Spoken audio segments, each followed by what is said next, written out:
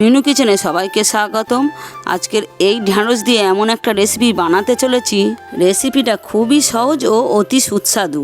চলো ঝটপট ঢ্যাঁড়সগুলোকে ধুয়ে কেটে নিই। আশা করছি তোমরা সবাই ভালো আছো। ঢ্যাঁড়স কিন্তু কেটে ধোবে না, ধুয়ে নিয়ে কাটবে।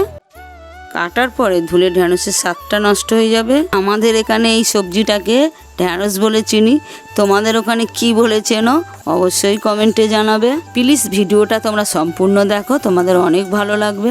সম্পূর্ণ ঢ্যাঁড়সটা কাটা কমপ্লিট হয়ে গেছে। ঢ্যাঁড়সের চক্কটা কেমন লাগছে অবশ্যই কমেন্টে জানিও। গ্যাস অন করে কড়া গরম করতে বসিয়ে দিলাম।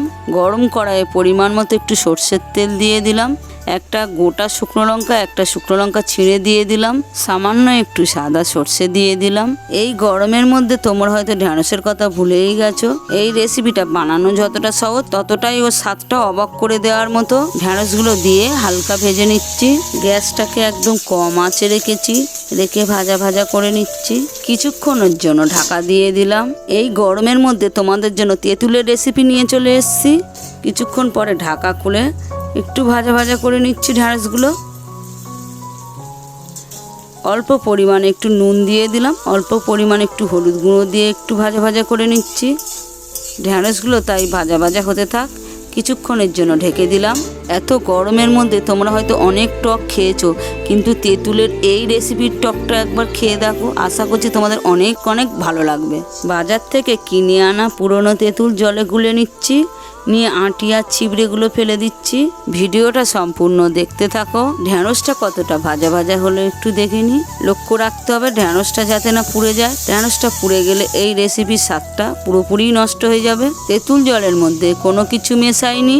গরমের মধ্যে তোমরা হয়তো অনেক টকই বানিয়েছো। ঢ্যাঁড়সের টকটা একবার বানিয়ে দেখো। কিছুক্ষণের জন্য কুক করতে দিয়ে দিলাম। কিছুক্ষণ পরে সামান্য পরিমাণে একটু চিনি দিয়ে দিলাম।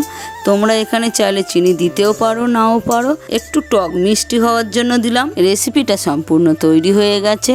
রেসিপিটা কেমন দেখতে হয়েছে অবশ্যই কমেন্টে বলো। আজকের রেসিপিটা অনেকটাই সহজ। বাড়িতে থাকা 4-5টা উপকরণ দিয়ে এই রেসিপিটা বাড়িতে সহজেই বানিয়ে নাও। এই রেসিপিটা ভালো লাগলে তোমাদের লাইক কমেন্টের মাধ্যমে অবশ্যই জানিও। তোমাদের লাইক কমেন্টে নতুন ভিডিও বানাতে অনেক হেল্প করে। ঢ্যাঁড়সের টকটা অসাধারণ। দেখা হচ্ছে নতুন কোনো রেসিপিতে। এই গরমে সবাই ভালো থাকো, সুস্থ থাকো।